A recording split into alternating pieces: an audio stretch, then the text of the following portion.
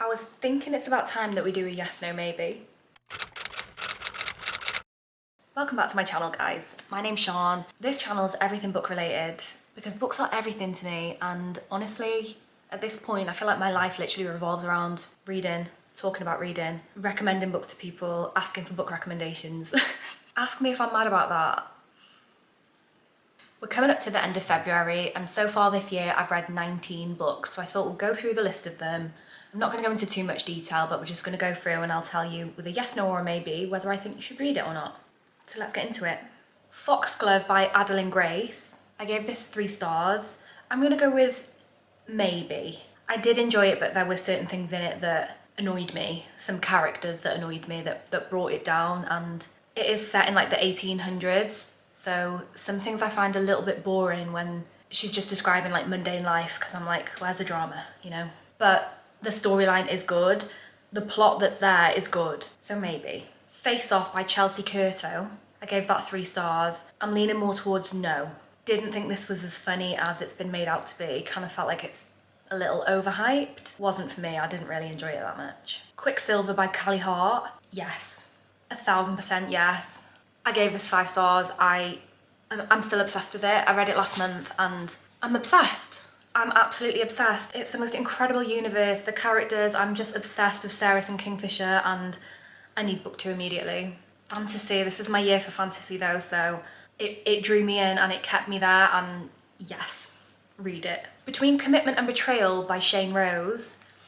No, don't waste your time. There was a lot of things about this book that got under my skin, and not in a good way. The main characters kind of contradicted each other a lot, and I just couldn't look past that, and certain things with the plot just didn't make sense, and the story just really irritated me, so no.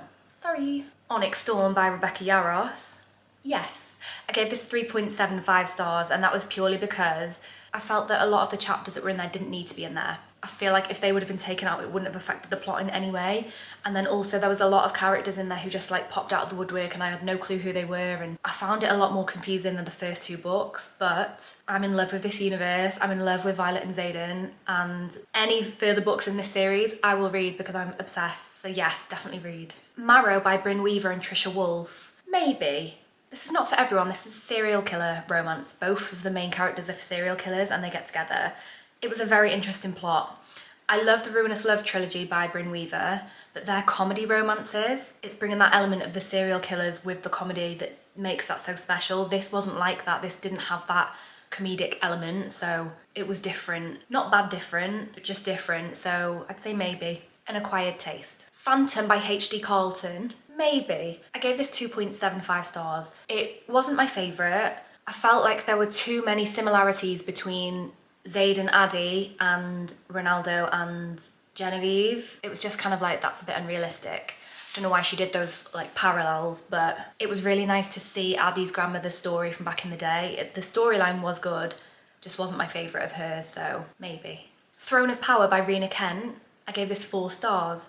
I'm gonna say yes. This was Ray and Kyle's story. They are Nikolai's parents. I loved it. It's mafia romance. Mafia romance is my bread and butter. I practically froth at the mouth for mafia romance. Yes. That book was part of a duet, so Throne of Vengeance. Also gave that 4 stars. Also gonna say yes. That story was so good. Metal Slinger by Rachel Schneider. I really hope I pronounced her surname right. I'm gonna go with yes.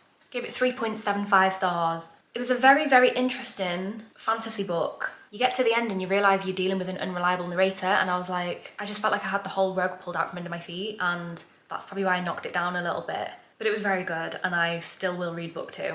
So I'm gonna say yes. Red Thorns by Rena Kent. I'm gonna say maybe. I gave it 3 stars.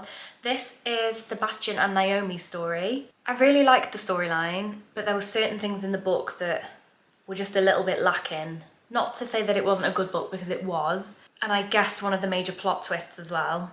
I love it when that happens. It makes me feel like it's one of those like, ah moments, do you know what I mean? The Sixth Sense was going. This is also a duet, so then I read Blackthorns and I gave that 3.5 stars, so I'm also gonna say maybe with that one. Then I read My Dark Desire by Parker S. Huntington and LJ Shen. I gave it 4 stars. I'm gonna say yes. I really, really enjoyed this. This is book 2 in the Dark Prince Road series. I really liked it. One thing that really annoyed me was his term of endearment for her, you know, we all love book nicknames. His nickname for her was Octi. And Octi is short for octopus. Why? I'm sorry, ladies. Why? Other than that, it was a great story. It's a yes. Then I read Scythe and Sparrow by Bryn Weaver. This is book 3 in the Ruinous Love trilogy. I'm gonna go with maybe. I gave this 3 stars. It was my least favourite. I wasn't really expecting great things from Fionn anyway, because I feel like Rowan and Lachlan have been more prominent throughout. Obviously it's their books, but in each other's books they were more prominent than Fionn was. I loved Rose, but I just didn't think this book wasn't quite as funny as the others. It was a little bit disappointing, so I'd say maybe. I would definitely recommend the first 2 books, but this one I could kind of take or leave. Then we've got Salt in the Wound by Sierra Simone. This is like 0.5, like the first novella before the Lioness trilogy. I gave this 2.75 stars. I'm gonna go with maybe. You don't have to read it in order to read the series, but I just wanted to for like completeness.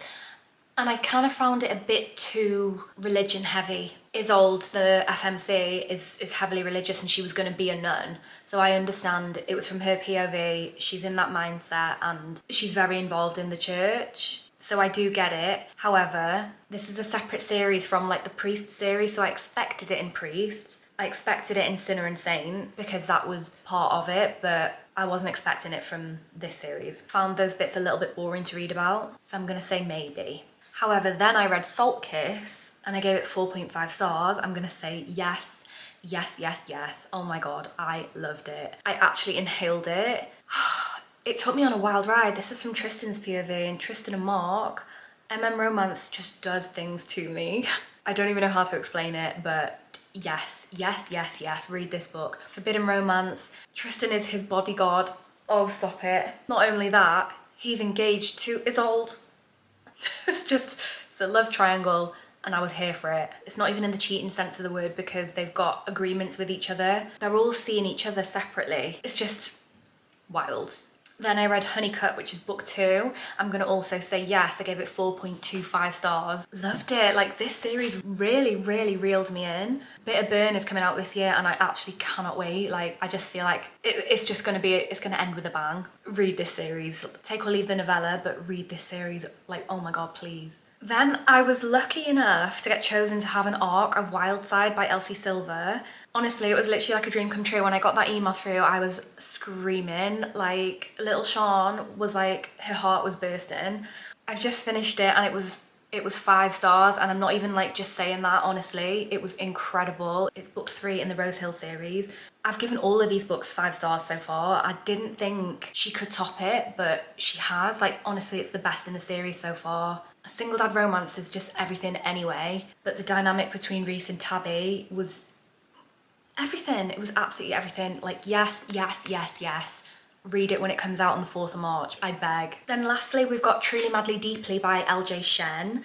This is a brother's best friend trope. Forbidden love, here for it. I'm gonna go with maybe. I gave it 3 stars. I enjoyed certain elements of it, but I found it very difficult to get over the FMC.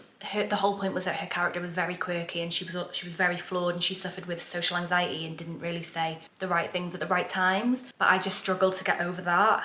And then certain things, because the MMC wasn't like that, but then he did certain things when it came to her and I was just like, what are you doing? Like, what are you doing? So I'm gonna go with maybe for that one. Yeah, so they're the 19 books that I've read so far this year. Let me know if you've read any of them because I'd love to know your thoughts. And if you've got any other book recommendations, drop me a comment. And if you made it this far, thank you.